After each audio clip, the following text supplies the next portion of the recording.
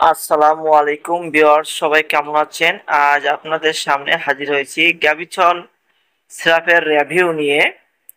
ঔষধটি কি কি রোগের কাজ করে থাকে, খাওয়ার সঠিক নিয়ম কি, পার্শ্ব প্রতিক্রিয়া কি কি আছে, গর্ভাবস্থায় এবং স্তনদানকারী মায়েরা খেতে পারবে কিনা, বাজার দর কত, ওষুধটি বাজারে দেখতে কেমন, এ টু জেড বিষয় নিয়ে আলোচনা করব। অবশ্যই ফুল ভিডিও দেখবেন ভিউয়ার্স। ভিডিওটি অবশ্যই শেয়ার করবেন, তাহলে ভিডিওটি হয়তো আপনার প্রয়োজন না হতে পারে, ওষুধটি আপনার প্রয়োজন না হতে পারে, কিন্তু আপনার পরিচিত বন্ধু বান্ধব আত্মীয় স্বজনের পরিচিত হতে পারে। তাই শেয়ার করবেন, আর ভালো লেগে থাকলে অবশ্যই লাইক করবেন, কমেন্ট করবেন। চলুন শুরু করি।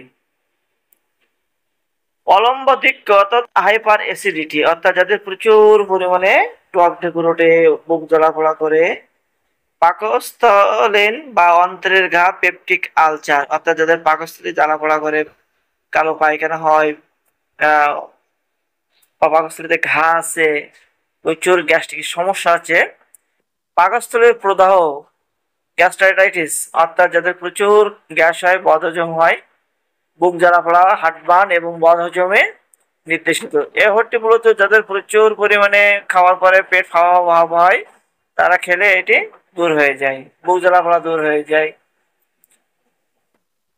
ভিউয়ার্স, খাবারের পরে এবং ঘুমানোর আগে 10 থেকে 20 মিলিগ্রাম দিনে 4 বার পর্যন্ত খাওয়া যাবে। আর যদি আপনি ট্যাবলেট খান, তাহলে খাওয়ার আগে এবং খাওয়ার পরে এবং ঘুমানোর আগে 2 থেকে 4টি ট্যাবলেট দিনে 4 বার পর্যন্ত খেতে পারবেন। এর ওষুধের কিছু পার্শ্ব প্রতিক্রিয়া আছে, যেমন ডায়রিয়া, বমি বমি ভাব, কোষ্ঠকাঠিন্য, শুষ্ক মুখ, পানির তৃষ্ণা।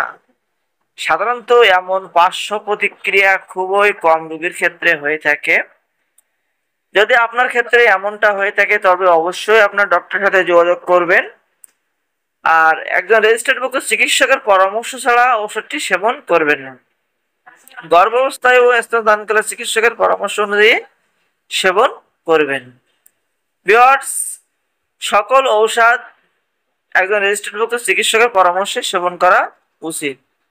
এবং 2025 সালে প্রতি 200 ml সিরাপের দাম 250 টাকা, অর্থাৎ 250 টাকা।